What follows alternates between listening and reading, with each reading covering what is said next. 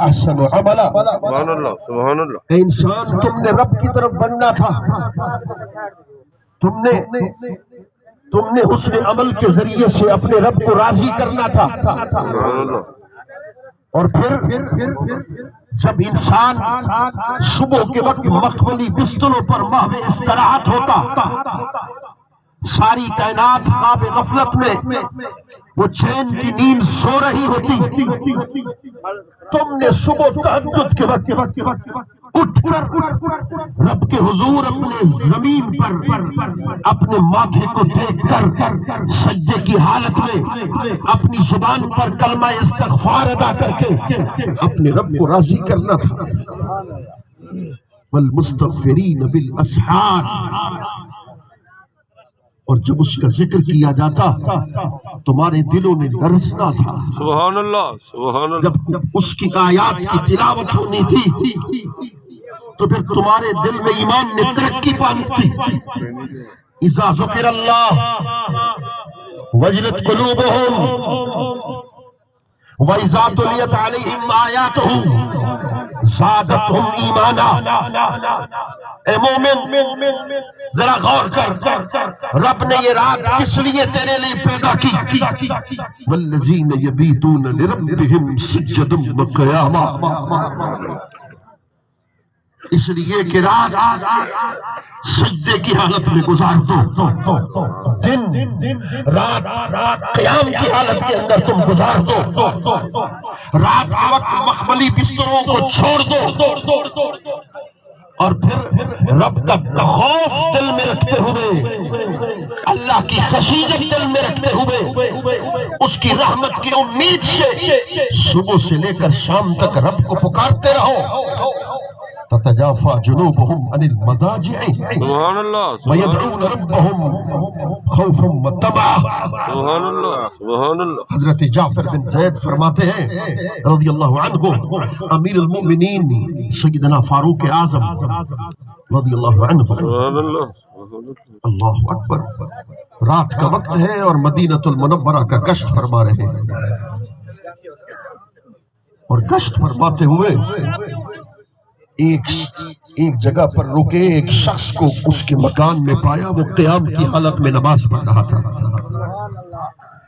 اور نماز میں اس آیت کی تلاوت کر رہا تھا. آپ اس کے گھر کے باہر اس کی تلاوت کی آواز کو سن رہے تھے، اور تلاوت کیا تھی؟ آیت کیا تھی؟ ان عذاب ربک لواقع. تیرے رب کا عذاب آ کے رہے گا، تیرے رب کا عذاب واقع ہو کے رہے گا. جب اس آیت کریمہ کو سنا، حضرت سیدنا فاروق اعظم دراز گوش سے نیچے اترے. آپ ایک دیوار کے ساتھ ٹیک لگا کر روتے رہے، اور حضرت سیدنا فاروق اعظم گھر چلے گئے. 1 مہینے تک اللہ کے خوف کی وجہ سے گھر سے باہر نہ نکل سکے. لوگ سمجھے کہ شاید بیمار ہو گئے. 1 مہینے تک لوگ ان کی تیمارداری کرتے رہے. میرے کریم آقا نے فرمایا، اس حدیث کو بطور توجہ کے سننا ہے، میں ہاتھ جوڑ کے عرض کر رہا ہوں. میرے کریم آقا نے فرمایا 3 آنکھیں دوزخ کو نہیں دیکھیں گی. 3 آنکھیں دوزخ کو نہیں دیکھیں گی. ایک وہ آنکھ جس نے اللہ کی راہ میں پہرا دیا، ایک وہ آنکھ جو ہمیشہ رب کے خوف میں روتی ہوتی، ایک وہ آنکھ جس نے اللہ کے حرام کردہ چیزوں کو دیکھنے سے باز رہی. حضرت ابو ہریرہ فرماتے ہیں کہ جب یہ قرآن مجید کی آیت کریمہ اتری، افمن هذا الحدیث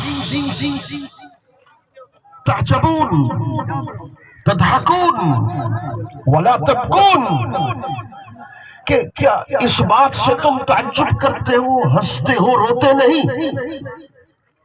جب قرآن نے کہا کہ تم روتے نہیں، اصحاب صفہ جو ہر وقت حضور کے قرب میں رہنے والے صحابہ تھے، خدا کی قسم اتنا روئے کہ ان کے آنسو ان کے رخسار سے نیچے کی طرف جانے لگے. رسول اللہ ذرا دور تھے. رسول اللہ نے مسجد نبوی میں اصحاب صفہ کے رونے کی آواز کو سنا تو رسول اللہ بھی رونے لگے. حضرت انس بن مالک کہتے ہیں ہم بھی رونے لگے. اللہ اکبر. امیر المومنین سیدنا فاروق اعظم رضی اللہ عنہ ہے. ایک دن خود سورہ تکویر کی تلاوت کی. اذا الشمس کورت، یاد کرو اس وقت کو کہ جب سورج بے نور ہو جائے گا. وَإِذَا النُّجُومُ انْقَدَرَتْ، جب ستارے جھڑ جائیں گے. وَإِذَا الْجِبَالُ سُيِّرَتْ، جب پہاڑوں کو چلا دیا جائے گا. قیامت کے دن یہ پڑھتے رہے.